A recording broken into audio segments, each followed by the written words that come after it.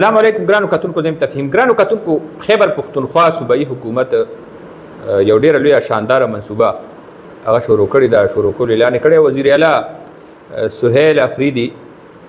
ډیره دبنګ منصوبه زه وایم چې دا په خیبر پختونخوا کې د احساس او د دردمندۍ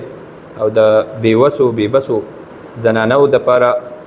د رحمت قطره ده چې احساس ما پروګرام دا یو ډیر زبردست پروګرام شروع کو او د لپاره فند مختص شو د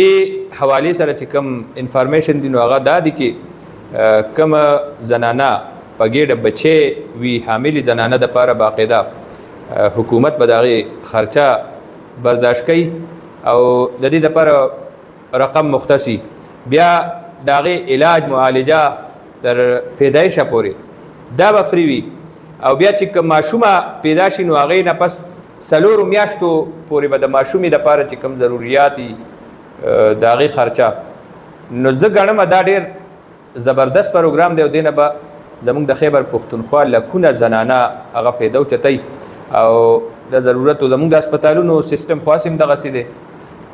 دلته کې ډېر کمی دي او بیا خاص کر زنانو حوالې سره چې کومې کمیانې دي نو د زنانو دپاره وزیر اعلی سهیل افریدي یو انقلابي قدم اوچت کو دې سره زه وایم جی د وزیر اعلی د قدم اوچتولو نه پس د وزیر اعلی انتخاب نه پس حلف اوچتولو نه پس چې کوم خیبر پښتونخوا دپاره زبردست فیصله شوې ده نو ترقیاتي کارونو حوالې سره چې اربونه روپۍ فند هغه ریلیز شو او په مختلفو ضلعو کې به هر حلقه کې به ډېر غټ فند لګي او هغه هم صرف په څلورو شیدونو باندې مطلب دا دی د دې لپاره منصوبه بندي کړې ده او هغه به ستا په تعلیم باندې او کنسټرکشن دا چې کوم ترقیاتي منصوبې دي روډونه او ګلۍ دا شیدونه بیا اوبه او صحت او زراعت باندې نو دې دپاره اربونه روپۍ فند هغه ریلیز شوی دی او د سورزو کې به تاسو ته ښکاري چې په ټوله صوبه کې په هره ضلع کې په هره حلقه کې ترقیاتي کارونه هغه به ډېر تیزۍ سره روان شي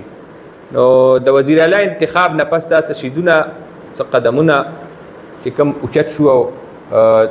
خاص کر فندونو حوالې سره چې دلته کې ډېر زیاتې مسلې دي مرکز طرف نه نو هغې باندې خلک خبره کوي چې یو انقلابي قدم ځکه دی کې ډېر زیات مسایل دي دلته کې د ترقیاتي کارونو حوالې سره مونږ ګورو په هسپتالونو کې مسلې دي سکولونو کې مسلې دي او باقاعده یو کونسل به وله جوړیږي او د ترقیاتي کارونو دپاره چې کوم سیستم دی نو هغه هم بدل کو کمیونټي بیس چې کوم پراجیکټ دي داسې به ورکوي چې د خلک به نګراني کوي خلک به پکې انوال کوي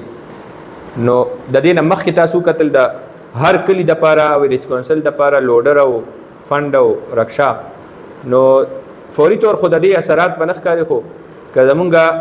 ایم پی ای ضمنې زمونږ ناظمین چیرمنان دی په دې باندې فوکس وکړي کوشش وکړي نو خپلې علاقې نه ډېره ښایسته علاقه جوړولی شي